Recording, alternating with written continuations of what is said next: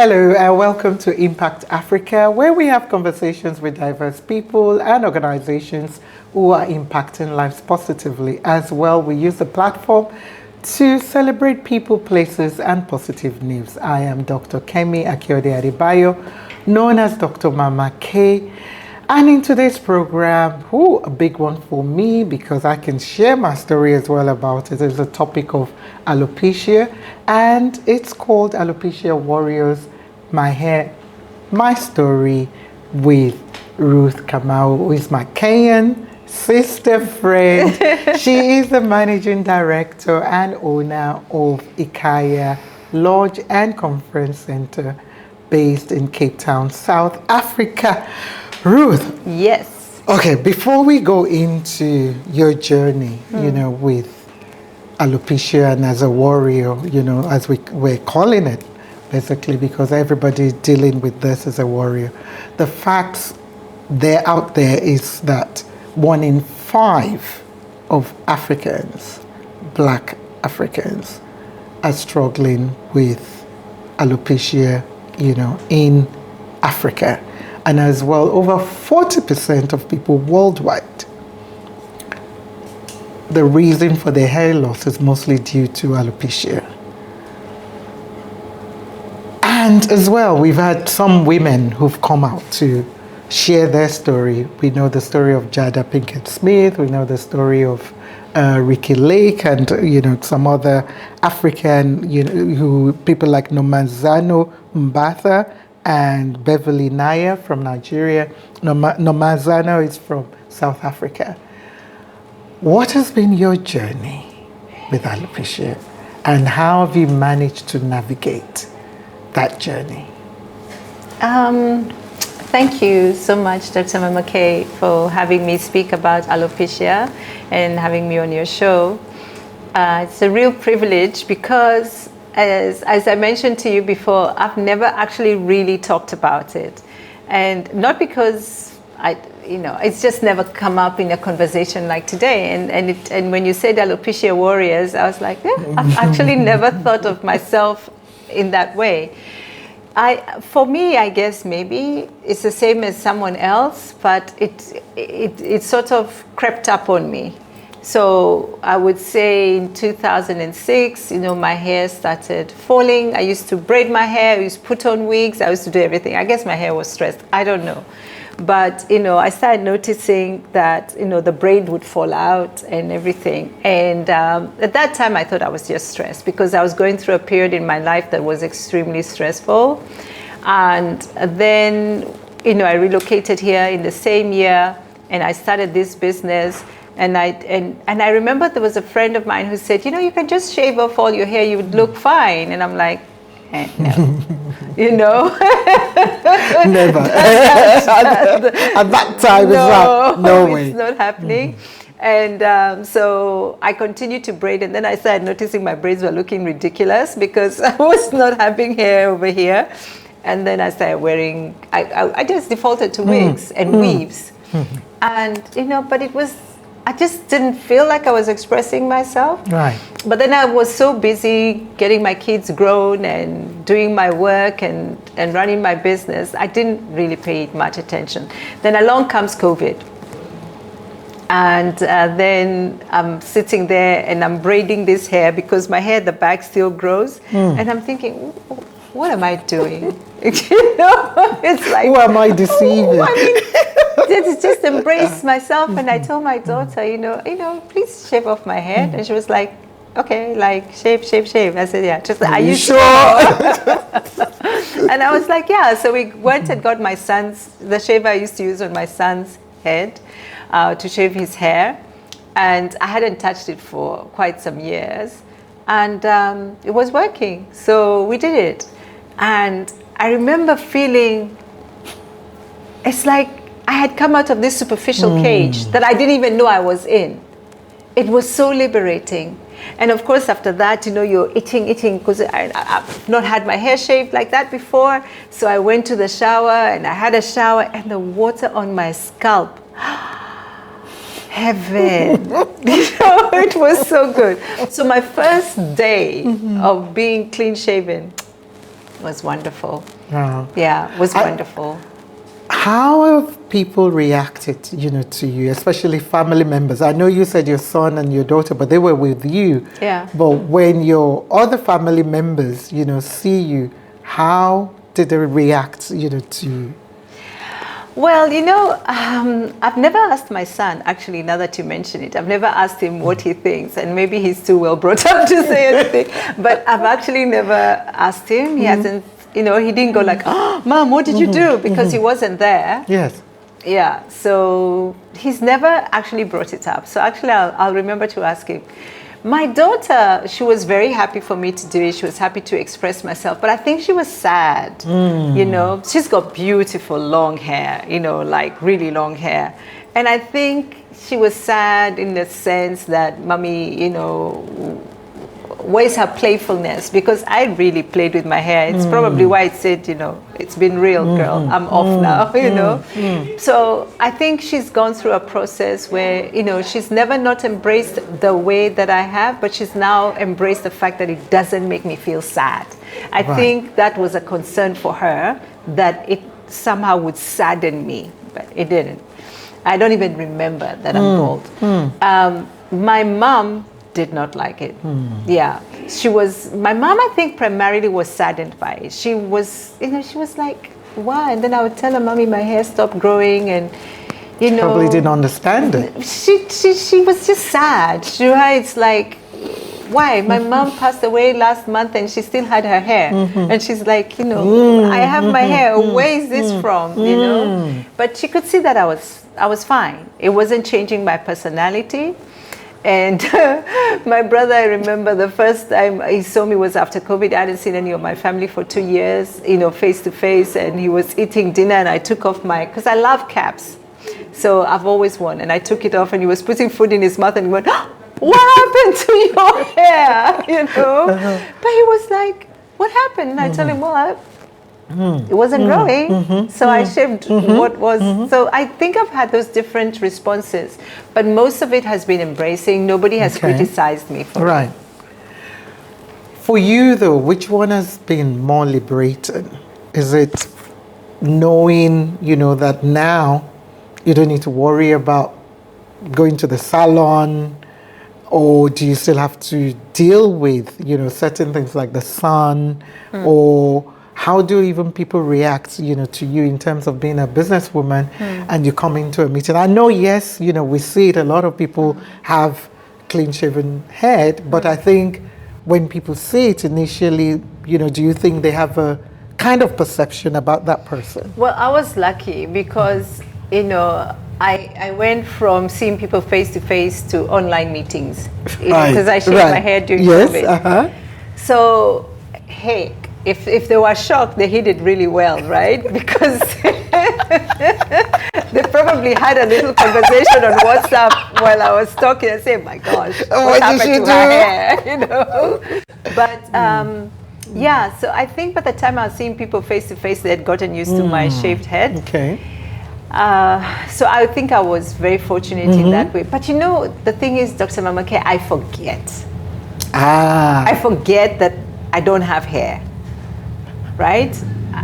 So because I forget that I don't have hair, I think I act the same way. Yes. So I think people forget that I don't have hair.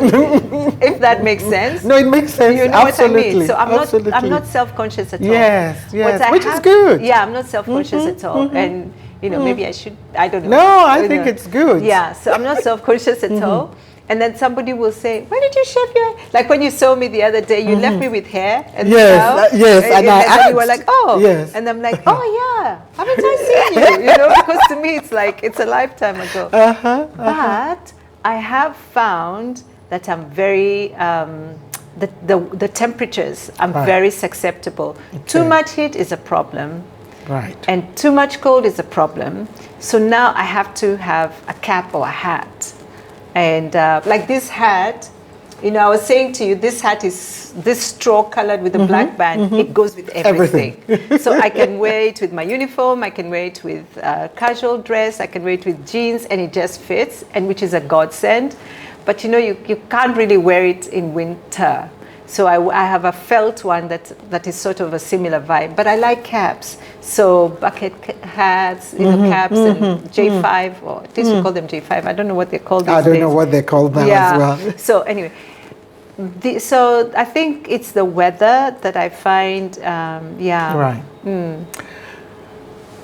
For you, when you found out, and next thing was not just, I'm sure you probably tried to treat it. Did you have to see a dermatologist? Did you seek help, in terms of finding out why? Like you said, yes, was it the stress of it, or was it genetic? But even though you're saying, your mom said, I don't know where you got it from. So what did they say was the reason for you, as if it was shared? So I kind of low-key did not really do anything about it. I did have...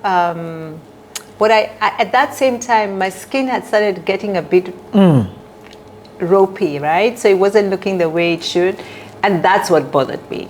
So I went to a dermatologist and he was looking at my skin, and then he says, oh, you've got alopecia. And I'm like, I do? He says, yeah, here. I said, because it wasn't top of mind for me. Please don't ask me why, because I used to do stuff with my hair, but it's like I had made peace with it. And I felt like, oh, maybe, actually, I think there was a part of me that also thought it was temporary. Like, once I get out of this stressful situation, because people lose hair because of stress, and then it grows back, right? Maybe I'm still stressed, I don't know.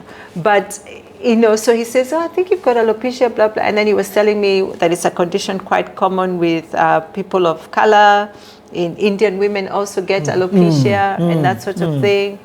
And so I was like, oh, okay, yeah, but what can we do about my skin? So he worked on my skin, and but I never really started to work on my hair or my scalp until much later. And what I did was I went to Clicks and I got a product. And I was using that product, and it was like not doing anything. And then a friend of mine said, why don't you consider a transplant? And I was like, that sounds mega. It's being done now, it's an option. It's very expensive, but it's an option for people. But I was like, wow, do I really?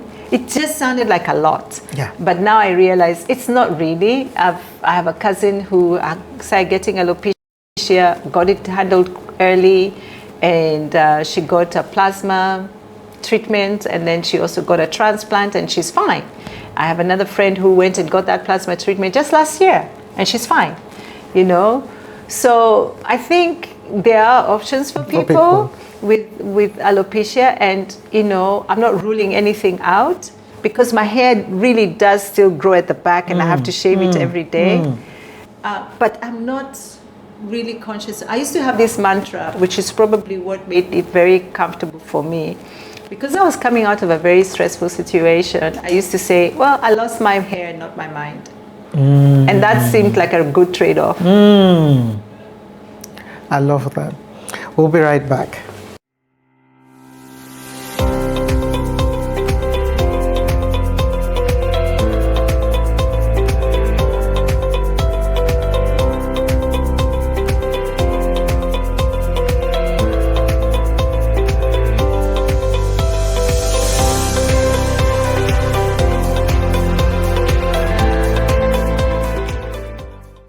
Ruth, what a journey that has been, and for me, some of what you shared there, and because I can relate to it in terms of my journey, I liked when you were talking about thinking, it's stress related, which mine was, stress related that triggered it, but mine was partly genetic as well, because my mom has it, and my mom has it. But then she belongs to the generation your mom, was as well, who, see it, I'm like, no. So she wears wig constantly, and she's struggling even at home. I know she may not like the fact that I'm saying this, but I'm being as real. Hopefully she won't watch this. But she doesn't even take a scarf off even In private. In private at home, except maybe in the bedroom, for her when she's in her bedroom. But in the house, because there might be people coming, there are other people working, so she doesn't feel comfortable taking it off. So for me, you saying as well, you've never really spoken about it like this. And, the reception you've had from your daughter, your brother, your mom, as well. How then can we encourage others, especially those who, I love the way that your mantra that you quoted before we went on the break, I'm losing my hair. I lost my hair, but not my mind. Yeah. It's a beautiful mantra, which it's not that you're in denial, I think, but it's more of you've accepted. What can one do to say, okay, you need to accept this? If you have someone who said, you know what, I don't want to do the plasma route, I don't want to take medication, because I got medication as well. In fact, I need to share this. When when my dermatologist gave me my medication, my script, when I got to the pharmacist, Clicks, in South Africa, the pharmacist said, oh, what is this medication for? And I said, yeah, for me having it. Said, yeah, but you might get side effects, from it. And I'm like, well, I don't know. And he had to call the doctor to check because of the dosage, because he was worried, and I'm like, I'm sure he knows what he's doing, But and he did call, and and I did take it, and I think it helped. Yeah. However, for me, I just thought, no. One, it was an expensive medication. And I'm like, no, I'll start taking it. I just thought, no, I'm not doing this anymore. But because we are, we've got that confidence. But not a lot of people have that confidence to say, you know what, even if it's the small patches, because mine is still a patch. Yeah, you've got a lot compared to me. No, it's grown. It's grown. Really? Because each time... Yeah, it's grown again. And like you said, the back bit is fine, but it's that, bit. I don't know whether you can zoom in to see, it's that middle bit, and which probably is, most of the people, that's where it starts. Me, So, but now it's grown, it's growing. And I know I stress mine, like what you say as well. I think in January last year, I still decided to do cornrows because I get bored easily. I want to change. And that's why I'm not where you are. Yeah. Because I feel, once I clean shave. Your hair can grow. No, I know. But I'm like, I get tired and I get bored. I want to do something else and I can wear a wig. Yeah. So, but what would you tell, a lady who is struggling with self-esteem, and like we were sharing earlier on, where I said my husband is fine with it. Yeah. But a lot of men might not be. Sure. I saw a picture of myself in, was it October or something? Yeah, I know it was I don't know whether it was what I was wearing or I look like a guy. And we went to church with my sister, and I was wearing earrings. And then it was new church for me, and I put up my hand. You know how they say if you're a visitor. And then it says, yes, sir, we see you over there. And my sister pinched me because we were trying. Sorry, I'm laughing. We were trying, and the people next to us were also going, because we know, I don't know, he just discredited the fact that I was wearing earrings. He probably eyesight, whatever. But it was funny. So I think there's a lot that bothers women about whether they lose their this word is always a struggle for me, femininity, and I think for some men, they might have a struggle with that, like, okay, a man can be bold, but should a woman be bold, and so that is and is that fair?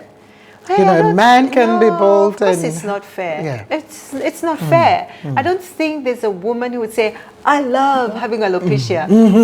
I really don't think there's a woman. I don't think so. There's a as woman well. who will say, which we are saying, that we are embracing it because it's here, Yes. but we don't go out looking for it, you know? Yes. Both, I would love to have my hair. I would love to have my afro, and I used to braid my hair. I'd love it.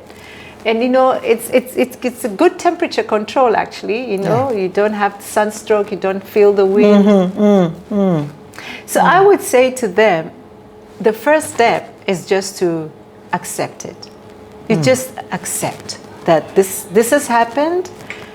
You don't know why, or maybe you know why, because not a lot of alopecia is not always fully explained. Apparently there are different types of alopecia, so you know.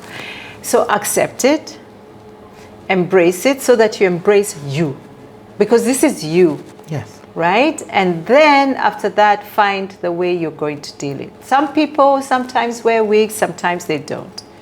Some people wear scarves, sometimes they don't. I'm like always bald. I'm that one.